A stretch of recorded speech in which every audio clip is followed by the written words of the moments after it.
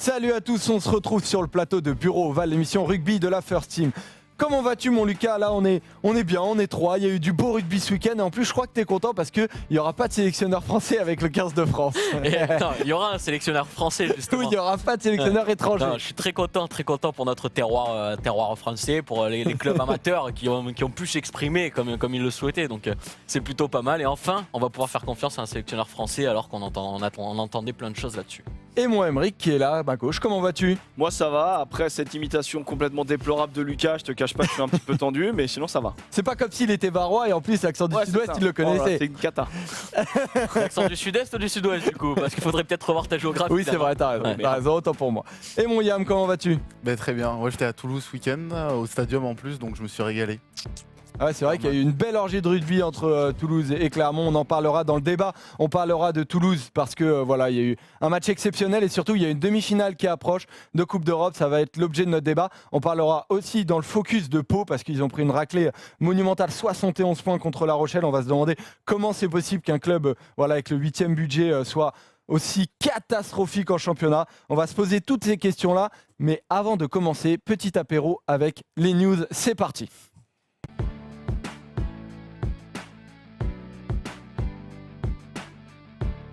Première news, elle nous vient de Nouvelle-Zélande, on vient de l'apprendre, voilà, c'est Damian McKenzie qui est un des titulaires possibles parce que voilà, ils ont tellement de talent les Blacks que Damian McKenzie pourrait ne pas être titulaire forcément à tous les matchs, mais voilà, c'est un des meilleurs joueurs du monde à l'arrière comme ouvreur en fait. Et bah voilà, il a laissé son genou sur le bas-côté sur le dernier match de son club, des Chiefs, donc voilà, pas de Damian McKenzie sûrement à la Coupe du Monde, Yam. Et ça, ça risque d'être Pour très tous les amateurs problématique. de rugby, c'est une triste nouvelle parce que Damian McKenzie, c'est vraiment un joueur de rugby, des appuis assez électriques, petit gabarit, donc capable de se faufiler dans les défenses. Et puis tous les week-ends, il traverse le terrain. Enfin, c'est un joueur super élégant que personnellement, en tout cas, j'adore voir jouer et évoluer sur le terrain, quoi. Il y en a beaucoup qui l'aiment le voir jouer, quoi, parce qu'il a une élégance en fait exceptionnelle. Ouais, c'est ça. Et puis il est dans l'évitement en fait. Ce qui manque un peu en ce moment dans un rugby stéréotypé. Lui justement, il joue sur autre chose et ça c'est vraiment très intéressant. Il fait des différences incroyables alors que justement il a un petit gabarit, donc super intéressant. C'est malheureux pour nous. Alors, on va voir par contre si Stevenson, le sélectionneur, va le remplacer. Bon, évidemment que oui, parce qu'il a pré-convoqué 41 joueurs pour cette Coupe du Monde et on va voir qui va le remplacer. Bon, ils ont pas mal de réservoirs les Blacks. Ouais, puis il y a une petite famille avec trois frères qui sont pas trop mal, je pense, en Nouvelle-Zélande, dont un qui peut jouer à l'arrière. Donc je pense que les barrettes, je pense que ça peut être pas mal pour remplacer McKenzie. Alors la deuxième news, on en parlait, on commençait à en parler tout à l'heure, je te chambrais, mais c'est parce que le 15 de France et Bernard Laporte n'aura pas de sélectionneur étranger. Le président de la fédération a demandé au club avec un référendum, est-ce que oui ou non vous êtes pour un sélectionneur étranger? La réponse elle a été non, et à 59% quand même. Emeric, est-ce que tu t'y attendais à ce chiffre-là et est-ce que tu es content du résultat? Moi perso je suis pas content du résultat parce que Laporte il avait annoncé qu'il avait contacté les 5 meilleurs entraîneurs étrangers, à savoir Warren Gatland, Josh Smith, j'arrive pas à le dire, comme les cuisines, voilà. et lui vraiment il voulait vraiment Josh Smith et tu te dis mais quel désaveu, c'est-à-dire qu'en gros il a dit c'est les 5 meilleurs entraîneurs du monde. Bah non, vas-y on va prendre Galtier, enfin tu vois genre on va tomber on va retourner sur un entraîneur français et je trouve que c'est tellement pas s'asseoir en tant que président que de faire ça. Ouais, non, mais après il se refait une image auprès des clubs amateurs aussi en leur demandant ça, parce qu'il était plus trop apprécié par le monde du rugby avec toutes les affaires qu'il a eues. Donc là, forcément, en faisant un référendum, en demandant l'avis des clubs amateurs et des clubs français, il se les met un peu plus dans la poche avec des élections qui vont arriver dans pas longtemps, je pense. C'est dans la communication en fait. Je crois que ça va pas trop, tu vois. Il dit quelque chose. Au final, il demande un référendum, c'est une autre chose du coup, mais parce que ça passe comme un camouflet pour lui là. Voilà un peu. Moi j'ai ce sentiment-là en tout cas. Ouais, donc on va voir qui va choisir. Et après, ça veut pas dire qu'un entraîneur français est pas capable, au contraire, tu vois. Genre, je pense que en tout cas, je trouve que dans l'idée, le fait de poser la question, c'est une très bonne chose parce que c'est bien à un moment donné d'arrêter de se regarder le nombril et de se dire, il y a peut-être des entraîneurs étrangers qui peuvent entraîner le 15 de France. Malheureusement, comme c'est fait avec son annonce avant, c'est n'importe quoi. Ouais, et puis le sélectionneur français en plus qui va arriver se dira peut-être aussi qu'il n'était pas forcément le premier choix de Bernard Laporte. Après, il y a ce qui est dit en public et à ce qui est dit en privé. Peut-être que lui, d'un autre côté, disait voilà, je vais leur demander, ils vont me dire non, et vous inquiétez pas, ce sera un Français, et on verra bien qui ce sera. En tout cas, ce problème, le prochain, le sélectionneur qui va prendre la suite n'est pas encore connu, mais on va suivre ça, évidemment. Troisième news, elle est plutôt étonnante, c'est Mathieu Bastaro qui a négocié longuement. On pensait qu'il allait partir au Japon. Bah non, il va partir aux États-Unis. Alors, c'est une information qui est à 90% sûre. Il va partir à New York. Franchement, Lucas, celle-là, on s'y attendait pas. La destination, on s'y attendait pas. Après, l'envie de Mathieu Bastaro de partir, on s'y attendait. Ça fait plusieurs mois qu'il le dit. Il cherchait un nouveau défi. Il voulait découvrir une nouvelle culture de rugby, d'autres choses. Mais oui, New York, c'est un peu étonnant. C'est le Midi Olympique qui nous a annoncé ça aujourd'hui. Après, voilà, il va faire une pige de 6 mois là-bas. Après la Coupe du Monde, il va partir directement à New York, dans le nouveau club de rugby de New York. En New York, c'est les États-Unis. Oui, aux États-Unis, pardon. Avec dirigeant justement de Pierre Arnal, qui était un des anciens dirigeants du Stade français, exactement. Puis il reviendra après fin juin pour honorer sa dernière année de contrat avec le RCT. Donc oui, je pense que c'est un gros coup pour le club de New York, qui est tout nouveau dans le championnat américain. Et puis, même pour lui, ça va lui permettre de découvrir autre chose, de sortir un peu de la culture française et de la pression qu'il subit en France. Ouais, une bouffée d'air frais pour lui, ça lui fera pas de mal. Sachant qu'en plus, c'est pas du tout lucratif parce que, a priori, ses exigences salariales, elles sont vraiment revues à la baisse. Donc c'est juste qu'il veut en fait découvrir un autre pays, une autre culture. Et je trouve que c'est plutôt pas mal, ouais. Il a besoin de choses Emmerich, je te vois. Franchement, le mec, il part en vacances pendant 6 mois. Et on trouve tous un truc super. Non, il va avoir une autre culture du rugby. La culture américaine est hyper développée. Des conneries. Il part en vacances 6 mois pour juste, à mon avis, il sent que la Coupe du Monde, il va pas être dans les étoiles. Donc, à mon avis, il va vite s'éclipser pour quitter le paysage français. Et ouais, très loin, Japon, États-Unis, ouais, peu importe. Je vais au Fidji. Je te jure, non, mais à un moment donné, il part en vacances. Voilà, on va suivre en tout cas qui sera obligatoirement intéressante parce que c'est Mathieu Bastaro quand même, c'est une des grandes stars de notre rugby national. Voilà pour ces 3 petites news. On passe au top 14 parce que c'était la 22e journée. Et le premier résultat qui nous intéresse, c'est la victoire de Castres à Bordeaux-Bègles. Le Lucat a suivi le match avec un CO qui monte en puissance, comme d'habitude en fait. Bah oui, comme d'habitude, c'est l'approche des phases finales. Donc le CO se réveille, fait des petits coups à droite à gauche. Là, c'est un gros coup sur la pelouse de Bordeaux qui était invaincu jusque-là. Et Bordeaux, qui à l'approche des phases finales, commence un peu à balbutier son rugby. Donc voilà, Castres se réveille, prêt pour finir 6e à mon avis et faire les troubles fêtes en quart, en demi, en finale. En fait, il n'y a rien qui change, ni pour Bordeaux, ni pour Castres. C'est impressionnant parce que Castres, ils sont tout le temps là. C'est des serpents. Ils sont en snake.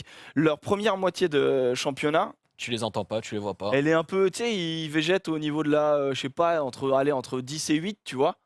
Et puis là, depuis 2019, ils ont enchaîné une grande série de victoires. Ils sont repassés dans les barrages. Et puis là, ils restent quoi. Il y a de l'expérience là-bas, il y a 30 ans, de moyenne d'âge, donc impressionnant. Donc voilà, c'est assez impressionnant.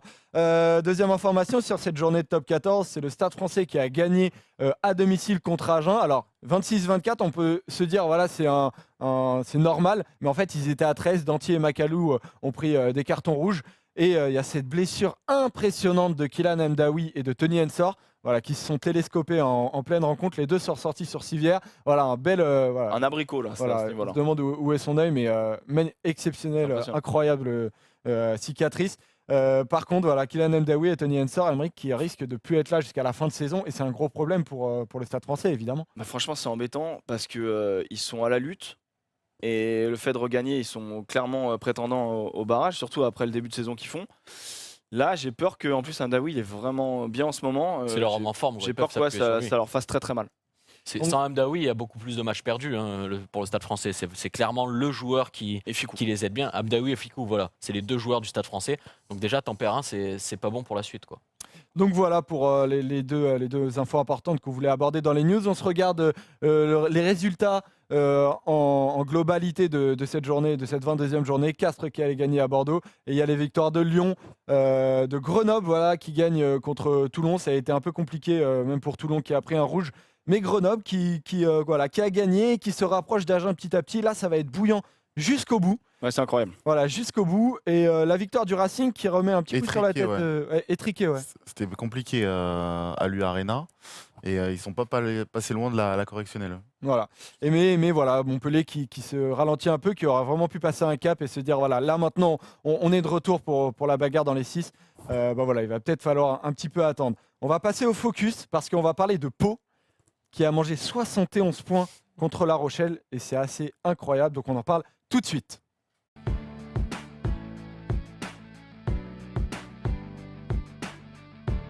« 71 points, j'arrête pas de le répéter parce que quand j'ai vu ce résultat-là, je me suis demandé comment ça s'était passé, je me suis refait le match, mais du gruyère, incroyable. Pau qui n'a pas arrêté de prendre des essais, j'avais l'impression que c'était un sketch. Donc voilà, faut en parler. C'est 71-21, Lucas, des matchs qui battent des records en fait. Des records, oui, c'est le record du nombre de points inscrits par une équipe cette saison, donc 71, avec des doublés de Muri-Valou, de Retière, des essais improbables, surtout qui viennent de contre. Ce qui était le plus beau, c'est que La Rochelle avait laissé le jeu à Pau et que Pau a évolué Pau a laissé le jeu, oui, pardon. Et La Rochelle a évolué en contre, pardon. Du coup, a marqué plein d'essais en contre. Mais c'est pas le plus gros record en termes d'écart en points, parce qu'on le voit, et le Racing avait marqué 52 points de plus qu'Agen, et Montpellier avait marqué 51 points de plus que Toulouse cette saison déjà. Par contre, 10 essais sur un seul match pour une équipe, c'est égaler le record de Montpellier, quoi. Bon, la question qu'on se pose du coup, c'est comment le 8e budget de top 14, qui compte un nombre de stars incalculable dans son équipe, enfin pas incalculable, mais beaucoup de stars, des excellents joueurs, et quand on regarde le classement, en fait, parce que cette 4e défaite de suite, Pau, ça fait qu'ils n'ont plus que 4 points d'avance sur Agen, 6 points sur Grenoble. Donc, on commence à se poser la question, en fait, quand on regarde ce classement, Ouais, c'est chaud. est-ce que Pau peut descendre, en fait, Aymeric? Toi, qu'est-ce que tu en penses? Il va y avoir une confrontation contre Grenoble qui va être très importante parce que je pense qu'il faut Il y a ce calendrier, du coup, toi, qui t'intéresse particulièrement. Pau, ces 4 derniers matchs. Moi, si t'es supporter de la section, t'es pas bien. Parce que quand tu vois le calendrier, je sais pas si on l'a, mais je crois qu'il y a Oui, clairement... on l'a, t'inquiète. Toulouse, le Racing, le Stade Français Ah et ouais, voilà, Grenoble. c'est ça. Racing, Toulouse, Stade Français. Autant te dire que... Toi, tu vois 3 défaites déjà assurées? Franchement, ouais. Au niveau actuel, là, ils sont tellement peu concernés. Et puis là, ils viennent d'en prendre quand même beaucoup sur la carafe. Donc, à mon avis... Ouh là là, le match de Grenoble, il va falloir cher. Ouais, le match de Grenoble, tu le vois comme le... Ce sera clairement un tournant parce que c'est l'avant-dernier match de la saison. Donc déjà, ils en sauront un peu plus après Racing et Toulouse. Mais quand tu regardes le calendrier, ça fait un peu peur, hein. Sachant que Pau reste sur une série de 4 défaites consécutives là. En fait, ils alternent le bon et le moins bon depuis le début du championnat, hein. Ils ont eu un premier bloc avec 4 victoires et 3 défaites sur les 7 premières journées. Puis après, ils ont enchaîné 6 défaites d'affilée. Derrière, ils ont regagné quelques matchs. Ils ont 3 victoires, 2 défaites en 5 matchs. Et là, ils reviennent sur 4 défaites. C'est vraiment du moyen et du moins bon. Mais il n'y a pas vraiment un moment, une bonne série de Pau qui a du mal contre les grosses équipes. Et même contre les équipes juste au-dessus d'elle au classement. Il n'y a que 2 victoires. Une contre Toulon et une contre Bordeaux-Bègles. Sinon, les autres victoires de Pau cette saison, c'est contre les équipes classées moins bien qu'eux. Et justement, on le voit ce tableau-là, excuse-moi Yam, c'est que voilà, depuis qu'ils sont remontés en top 14 avec Manix, ils n'arrivent pas à passer ce cap-là. Et on se demande pourquoi en fait. Et alors, Yam, est-ce que toi, tu as des explications? Est-ce que tu t'es dit, voilà, il manque de caractère? Est-ce qu'il y a un homme en particulier qui a à remettre en cause? Il y a des éléments déjà qui nous permettent de voir que ça va pas en fait. Effectivement, il y a le management qui est assez bizarre. Est-ce que Manix, il a pas fait son temps? Ça fait un moment déjà qu'il est là. Alors oui, il les a fait monter, il les a pérennisés, mais ils n'arrivent pas à franchir un cap. En début d'année, ils nous disent on vise les 6, et puis au final, ils en sont très loin à chaque fois. Donc il y a un problème. Est-ce que le pic de forme, il n'est pas trop avancé dans la saison? Tu vois, parce que là, il s'écroule complètement. Et puis Ils n'ont jamais eu de pic de forme là cette ben voilà, tu vois. Donc Après, la saison dernière, par exemple, ils jouent quand même les phases finales. Enfin, ils luttent pour accéder aux phases finales. Ils perdent le top 6 sur la dernière journée, hein. C'est Castres qui prend la 6e place. Je pense que ça met un coup sur la tête, ça aussi. Quand tu dis que tu peux atteindre le top 6 et que sur la dernière journée, tu le perds, je pense que c'est pas un truc qui est bénéfique pour les saisons suivantes, quoi. C'est ce que je disais, ils ont fait depuis leurs 3 saisons, ça a fait 10e, 9e, 8e, alors qu'il y a un budget qui est en hausse constamment, qui est passé de 17 millions à 25 millions. Mais voilà, il leur manque un cap. Alors Aymeric, est-ce que selon toi, comment tu l'expliques? Moi, je pense que je suis du même avis qu'Yam. Je pense que la mayonnaise, elle prend pas. Je pense que c'est la fin d'une ère. C'est-à-dire que Manix, à mon avis, le message il passe plus. Pourtant, ils ont recruté des bons joueurs. Même si Armitage, je pense qu'il a traversé la saison et il quitte la section, je pense, à la fin Beaucoup de de la saison. blessures aussi, malheureusement. Ouais, Slade blessé. Slade. Est-ce qu'il y a des cadres, selon vous, qui sont passés à côté? Alors, notamment Colin Slade. C'est qui, involontaire, mais il a pris des commotions, donc du coup, tu es obligé de t'arrêter à un certain moment. Et quand c'est ton maître à jouer, qui est All Black, qui a vraiment beaucoup de talent, en plus ton buteur qui est pas là, bah, ça fait des grosses différences. Alors, il y a un Antoine Astoy qui a pris le relais, plutôt Qui fait partie brillamment des jeunes d'ailleurs. ouvreurs français. Voilà, un excellent ouvreur, Au exactement. même titre que Jalibert et tout. Mais avec tout le respect qu'on lui doit, il n'a pas encore le niveau de maturité qu'a un Slade. Il n'est pas encore assez décisif. Ils ont perdu beaucoup de matchs de peu de points, en fait. Et malheureusement, ça a tourné en leur défaveur. Il y a un nombre incalculable de défaites à domicile aussi qui s'explique pas. Enfin, c'est pas normal. Tu peux pas.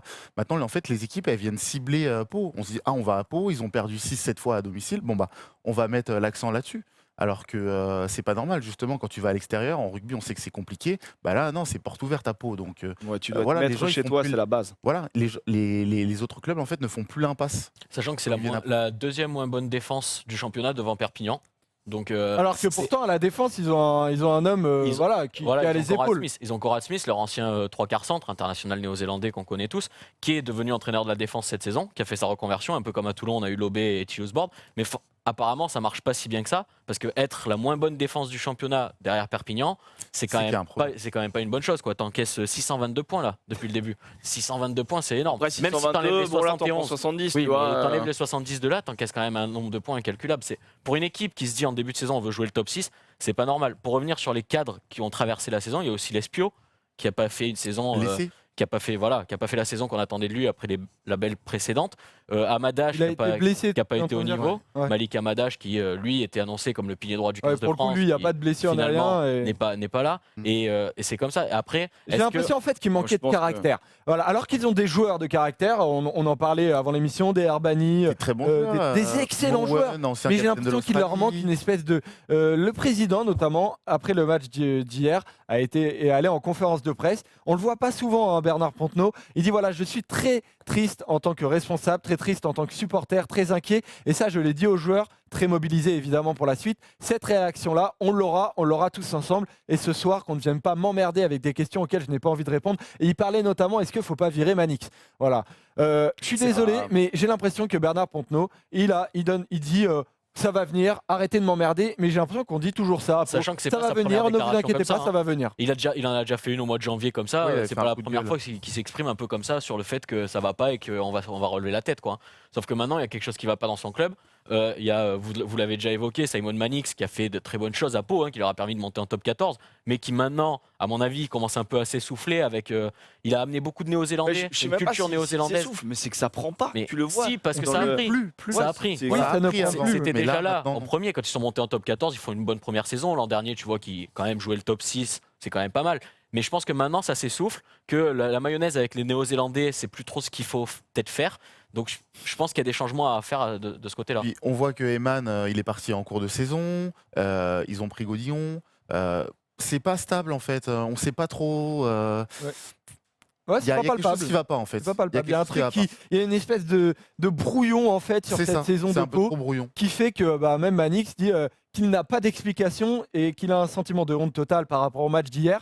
C'est vraiment très dur, mais ensemble, on va sortir de cette merde. On est l'équipe la plus gentille de top 14, on relance tout le monde. Voilà. Et c'est exactement ça, moi, qui m'a choqué. C'est la gentillesse de Pau, alors que leurs joueurs ne sont pas des joueurs gentils et qui, en plus, ils ont du talent avec des Astoy et des Julien Ray. Donc aujourd'hui, toi, si tu étais dans la direction de Pau, Lucas, qu'est-ce que tu ferais pour que ça change? De toute façon, pour relancer un club, il y a deux solutions. Soit l'entraîneur se remet en question et change ta philosophie, soit tu changes d'entraîneur.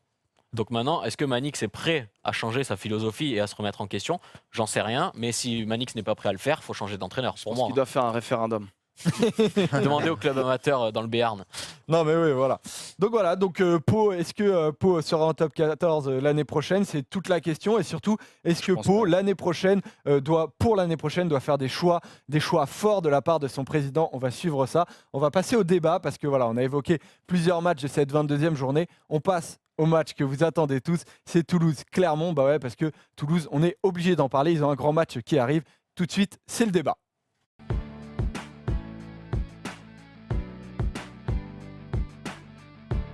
Ce débat va évidemment porter sur la demi-finale entre Toulouse et le Leinster. Au Leinster en Irlande, comment c'est possible de battre cette équipe-là? Tout le monde nous dit que c'est impossible. Donc je vais vous demander à vous trois, est-ce que c'est possible? Est-ce que voilà, c'est ou alors clairement impossible? Et évidemment impossible de ne pas parler de ce match-là.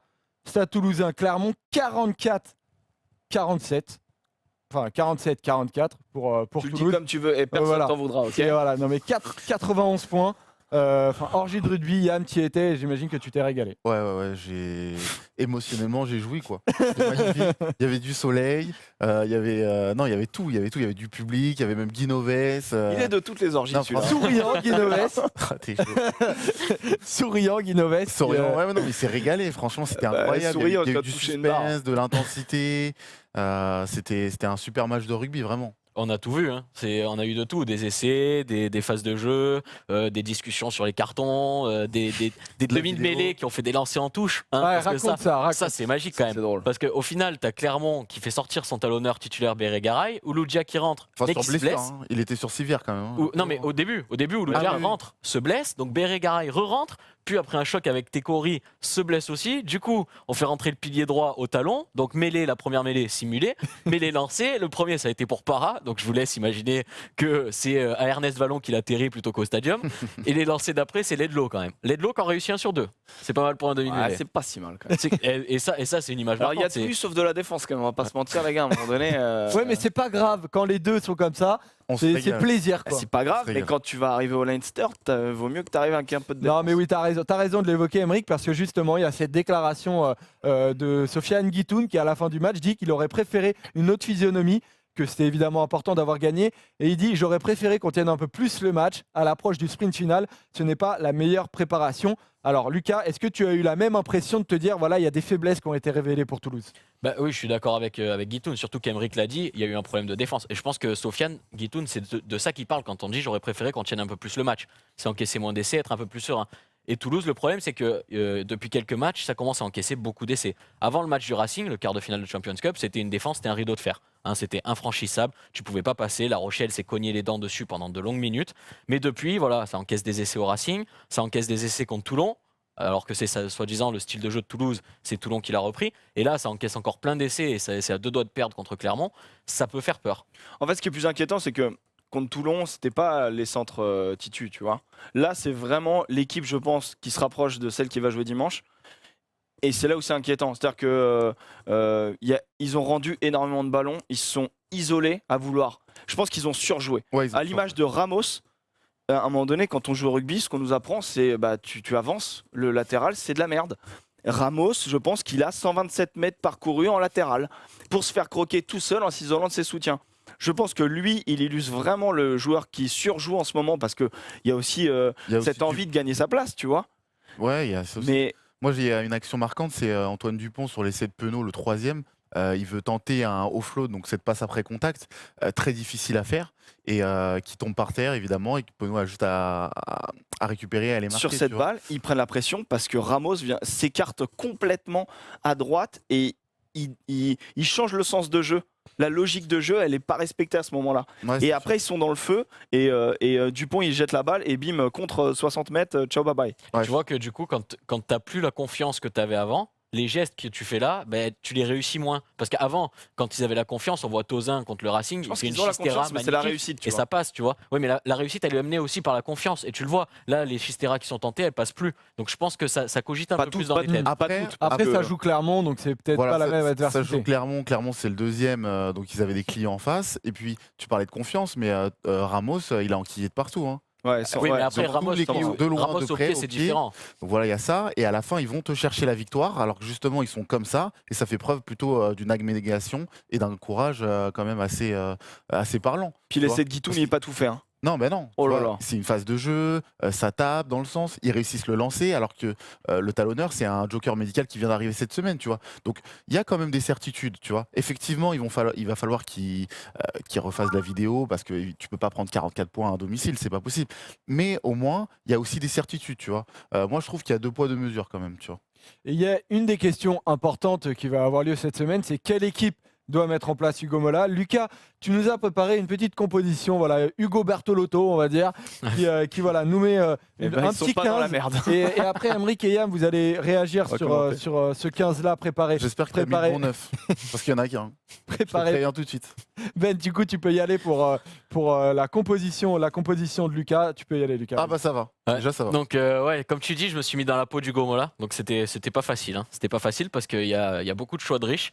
Donc on va commencer par l'arrière, ouais, Ramos, parce que pour moi, il te faut un bon buteur pour aller au Leinster. Et le seul bon buteur de cette équipe, c'est Ramos, qui a encore été à 100% hier, qui a inscrit 215 points au pied depuis le début de saison. Donc t'as pas le choix.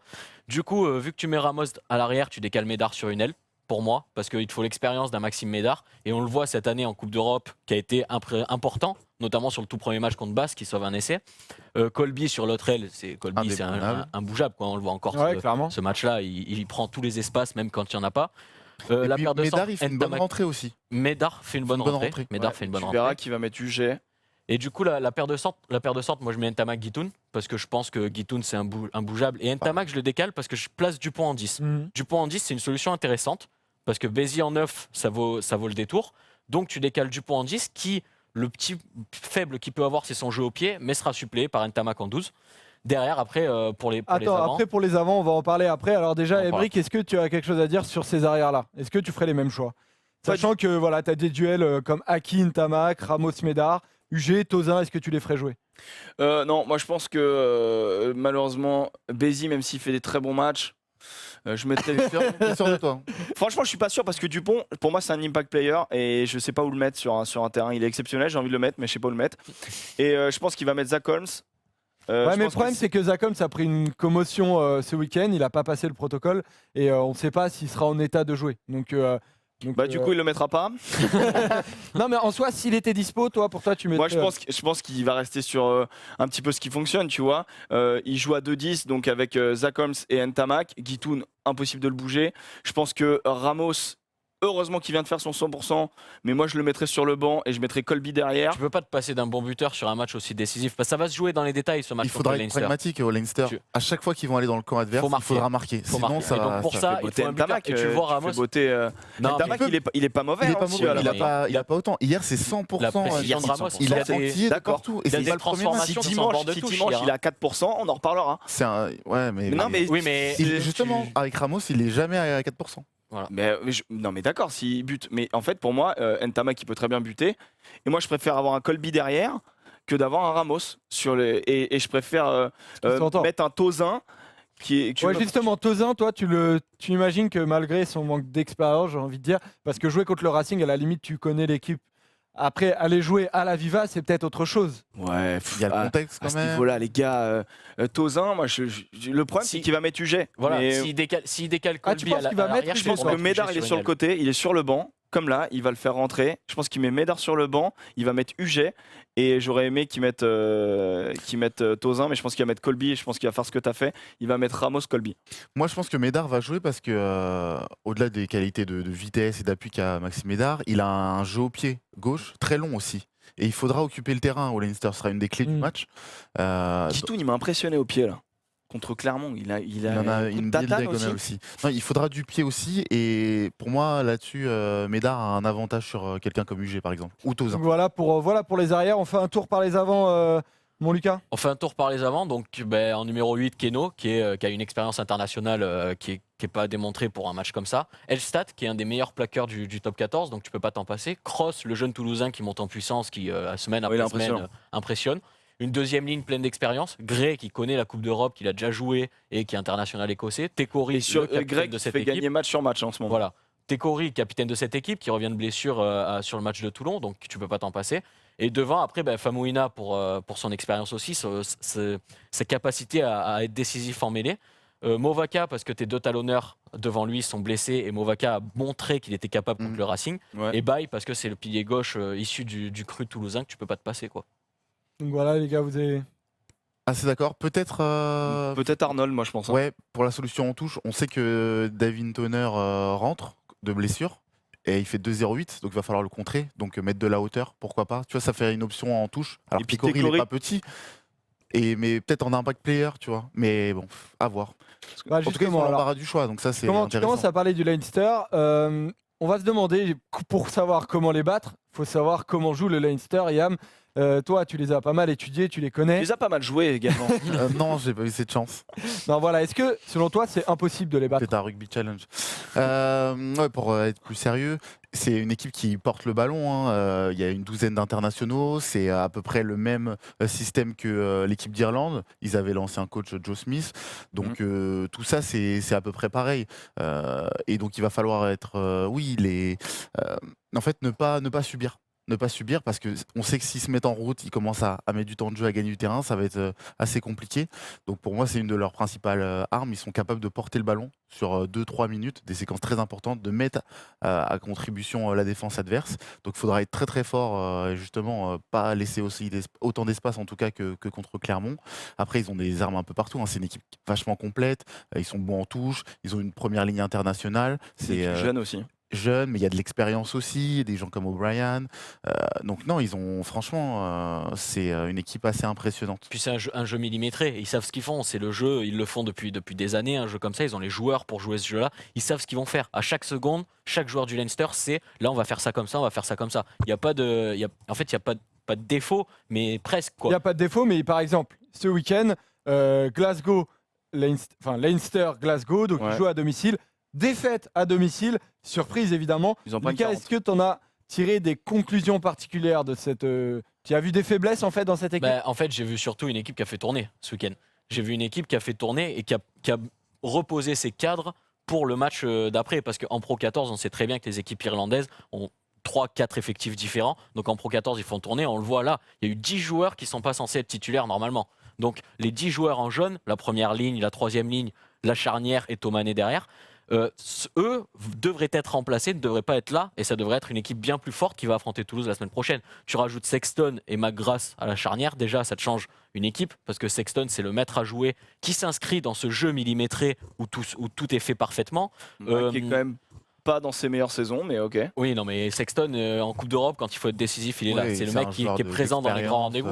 C'est un joueur d'expérience qui, avec l'Irlande, joue moins bien, qui, avec son club, joue moins bien, joue moins souvent aussi, qui est blessé tous les 4 matchs. Oui, mais il est là sur les gros matchs. Là, il n'est pas blessé, ils l'ont reposé exprès, donc tu sais que le mec va être là en forme. Les Irlandais vont pouvoir s'appuyer sur lui. La troisième ligne avec Conan, c'est monstrueux. La première ligne, c'est la première ligne internationale titulaire de l'équipe d'Irlande. Donc aussi, quand tu la mets en route et tu la mets titulaire d'entrée de match, c'est pas la même chose. Bon bah Et d'accord, Ringrose ok. derrière, Donc pour toi, Lucas, en fait, c'est impossible de les battre, le Leinster. Pour moi, c'est très très difficile. Je vais pas dire impossible parce que j'avais dit que c'est impossible de battre le Racing à domicile, donc je me suis fait avoir là-dessus. Donc je vais pas dire que c'est impossible, alors, mais du coup. si, c'est clairement, c'est très difficilement faisable. Surtout que tu vas là-bas, donc tu vas jouer avec l'ambiance qui est en Irlande, avec le temps qui est en Irlande. Les conditions de jeu ne sont pas les mêmes qu'à Toulouse. On l'a vu, Toulouse après le match face à Toulon. Mais t'as regardé la météo là? J'ai pas regardé la météo, Ah, mais voilà, on peut pas se fier, mais le temps irlandais n'est pas le même. Déjà, t'as pas les mêmes températures, qu'il fasse beau ou pas. Et puis, tu le vois contre Toulon. Toulouse n'a pas su mettre son jeu en place sur un match contre Toulon où il a plu. Maxime Médard, d'ailleurs, l'a dit après le match. C'est une bonne chose d'avoir perdu ce match-là, cette défaite, pour derrière, parce que c'est un temps irlandais, tu vois. Du coup, je pense que ça va faire aussi les conditions de jeu, parce que le jeu de Toulouse demain, derrière, voilà, on voit la déclat de Maxime Médard. C'était un temps un peu irlandais, c'est bien pour la suite. Clairement, il dit que il faut s'habituer à ce temps-là pour jouer, pour derrière aller jouer en Irlande. Et pour un jeu fait de jeu de main des 3/4, quand il pleut, déjà, c'est moins évident. C'était une déclat du coup qui avait eu lieu juste avant le Toulon. match contre Clermont et la défaite dont on parlait.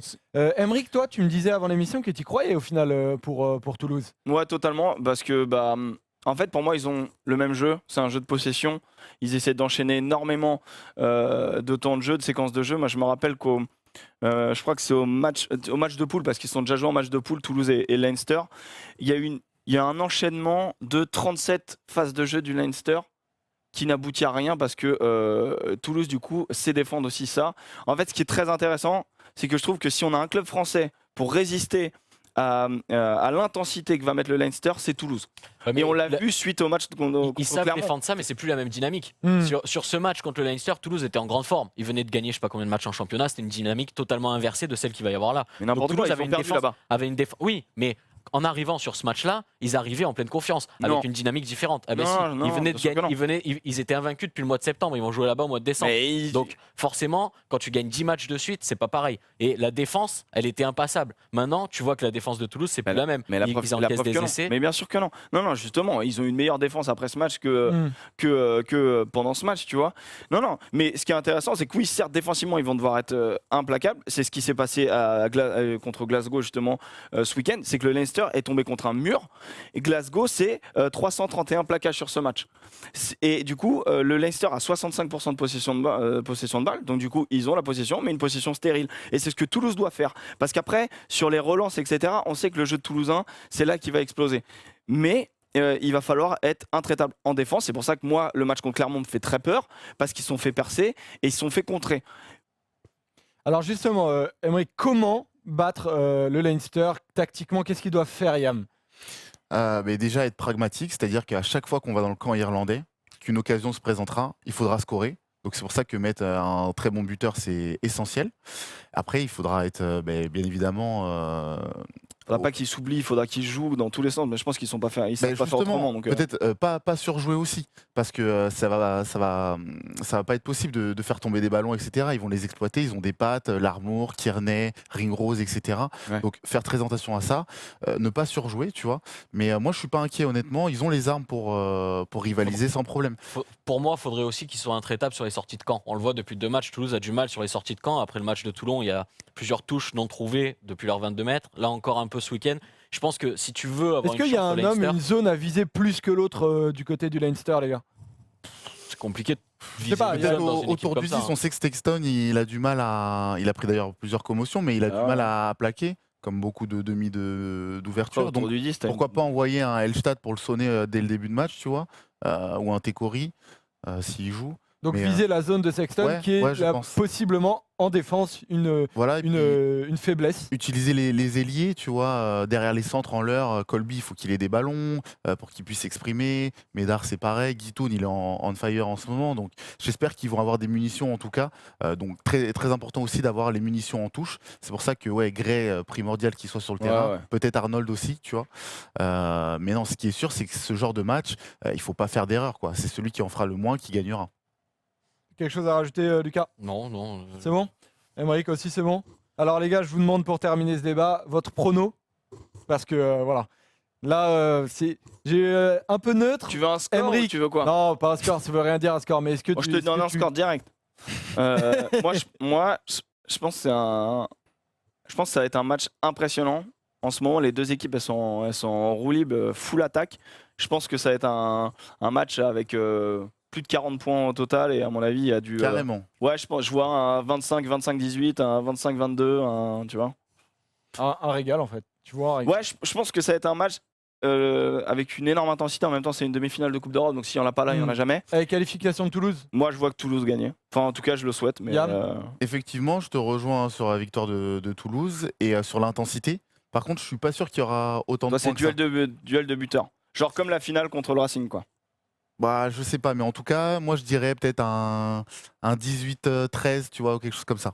Parce qu'il n'y aura pas beaucoup d'occasions de marquer en fait, Ouais. pour moi. Et Lucas? Mais moi, je prends l'intensité d'Emeric, je prends le peu de points et le niveau serré de Yam, et j'offre une victoire au Leinster. Ah, tu l'offres, du coup, tu veux l'offrir. Ouais, non, mais pour moi c'est infaisable. Non, mais- C'est une équipe. Le Leinster, ça n'a pas perdu à domicile. Ça, à part là, sinon ça perd à domicile une fois par an, tu vois, pour te C'est prouver moins de 10% de défaites à domicile. que c'est Bien sûr, injouable. bien sûr. C'est depuis 2015, le Leinster, ça perd un match à domicile chaque saison. T'imagines quand même dans le monde ce que ça vaut un match à domicile Il joue perdu. Zèbre, il joue Glasgow, il joue. Voilà, on Voilà. a une stat contre Glasgow ce week-end, mais avant ça, c'était en 2018 contre Benetton, en 2017 contre les Scarlets, et à chaque fois, en plus, c'est en Pro 14, sachant qu'ils font beaucoup tourner en prévision des autres matchs plus importants.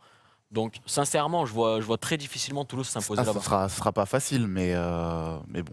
Ouais, on peut pas dire que ça va être facile, mais par contre, c'est vraiment jouable. Je pense qu'il y a vraiment match, et comme tu dis, s'ils sont. Je suis optimiste aussi, ouais. Moi, je suis assez optimiste. Et rappelez quand même que la défaite contre Glasgow ce week-end n'était pas à l'Aviva, mais était dans l'autre stade, le RDS Stadium. Stadium, qui voilà, un peu, qui eux aussi délocalise quelques matchs dans le stade un petit peu plus grand. Voilà pour le débat, les amis. Dites-nous dans les commentaires si vous voyez ou non, mouillez-vous un peu, est-ce que vous voyez Toulouse se qualifier.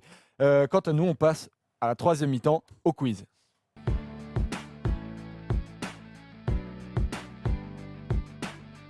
Putain, non. Il commence à se chauffer en plateau, voilà. Tranquillement, doucement, mais il s'immisce des petits tacles. Voilà, ça se remonte les manches, j'aime bien ça, j'aime bien voir ça parce que c'est toujours un moment très fort le quiz. Qui est-ce, les gars? Est-ce que vous êtes chaud? Allez. C'est bon.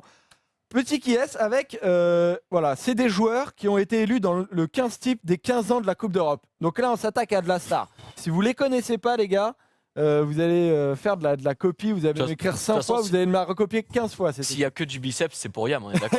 S'il y a un peu de tatouage aussi. On peut y aller, Ben, Erwan, pour la première Audrey Scott. image. Audrey Scott, Lucas, très bon, excellent. J'aime beaucoup, ça part fort.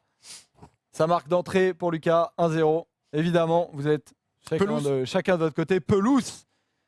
Yam, bien joué. Un point pour Yam. Vous allez vite. Je l'avais, mais même, c'est Il y a une méthode de strapping, les gars. Ah, mais ça Troisième va, image. Il y a une Un point école. pour Yam, un point pour Lucas. Servat. Ah putain. Servat pour Yam. Je l'ai entendu à ma gauche. Mais Lucas, t'es dedans là, c'est bien. Ouais, je suis dedans. Ouais, ça a commencé. Hein. Nord-Est. Ah bah non. Ogara. Robolé. Comment tu l'as reconnu là? C'est le gel sur les cheveux. Oh, le gel sur les cheveux. Il est trop Il va fort. me sortir la marque du gel et tout bientôt. Ah bah ouais, il est Il bon, est hein, fort. désolé. C'était un visuel Dis-le, hein. d'adaptation Dis-le extrême. d'être fort. Hein. 3-1 pour Yam. Dernier qui est? Morgan Parra. Ce n'est pas Morgan Parra. Rougerie. Non, c'est un. Morgan Parra, je pense que quand il prenait un plaquage de ce mec-là, voilà, il était un peu dans le mal. Mais Quel poste? Trinduc. alors Yannick Josion, sans. Bah Yannick Voilà, Josion. Yannick Josion. Bah, il l'a dit avant vous. Oh, Point pour non. Emmerich. Oh là là. Voilà. Mais, Comment offrir un point Ah bah Quand ouais, il il faut a avoir un été petit peu plus de- un rapide, petit peu de désolé. cerveau, là. Voilà, ça fait un point pour Emmerich, voilà. Et voilà, c'est un raccro ce mec-là, mais très bon. Ah bah en même temps, t'as vu comme tu l'aides aussi Bah dans ouais, l'affaire. bah ouais, dans la je vie. vous ai aidé aussi autant que lui. Hein. Je vous ai aidé aussi. Hein. Donc bon. Bon bah voilà, 3-1 pour 3-1-1 pour Yam. On passe à 2 qui suis-je, Une belle les compète. gars. Voilà. Ouvrez vos oreilles. Je vais vous décrire un homme. J'ai 33 ans. Je suis né sur une île des Caraïbes. Je suis international anglais depuis 2009. J'ai Coca commencé. Naziga. Pas depuis 2009. Il est arrivé il n'y a pas longtemps. Ouais. J'ai commencé chez les pros avec les Saracens, puis je suis allé chez les London Irish. En 2011, je suis écarté de la sélection en raison d'une volonté de la fédération de ne pas faire jouer les joueurs qui Oh partent. putain. Hermitage.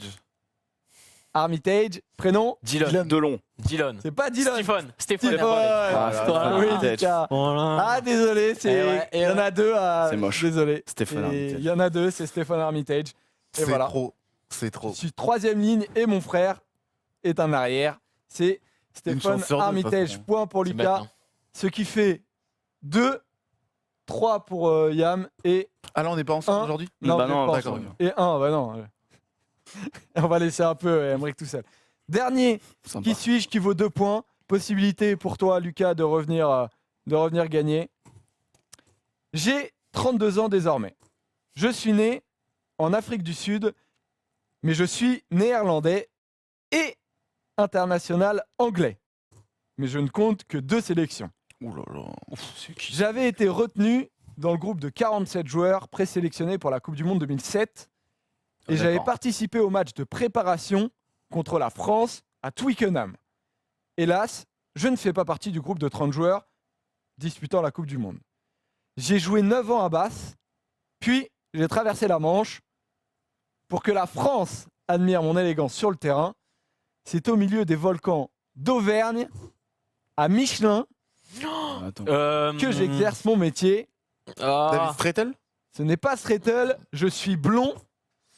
Aben Danone. À Ben Danone, putain Lucas. Ah, je savais pas. Oh Eh ouais. putain, Ben Danone, il Qui est est néerlandais. néerlandais. Nick J'adore. Yann Abendanon, J'adore Ben Danone. qui est un joueur évidemment très élégant. Moi j'adore. Franchement, J'adore. Il est c'est un c'est joueur que dynamiteur. j'adore. J'adore. Bah, évidemment, toi tu l'adores. parce Bah que tu j'adore, fais gagner. j'adore.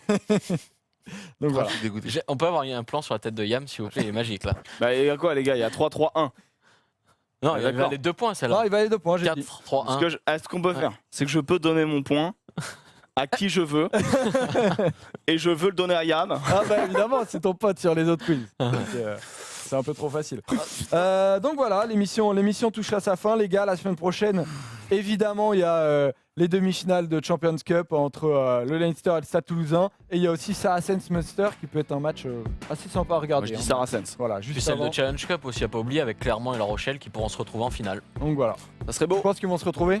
En finale, ouais. Une finale 100% Ils française. reçoivent les deux Ouais. Ouais. Ouais, Ce serait pas la première finale 100% française, donc ce serait plutôt pas mal. Et les Saracens-Munster que vous voyez, Saracens, moi. Ils m'ont impressionné en quart de finale. Ouais, moi aussi. Saracens. pareil. C'est vrai que c'est assez dur d'aller gagner. Ouais, du les coup, c'est le Saracens. Munster qui va gagner. Donc voilà, merci les gars. Merci à toi, Joseph. Et de rien, Merci. mon Emric. Et on se retrouve évidemment la semaine prochaine. Vous serez au rendez-vous, les gars. Toujours. Ouais, toujours. On sera toujours à la même place. Écoutez, à la semaine prochaine, en espérant évidemment une qualification de Toulouse. Ciao.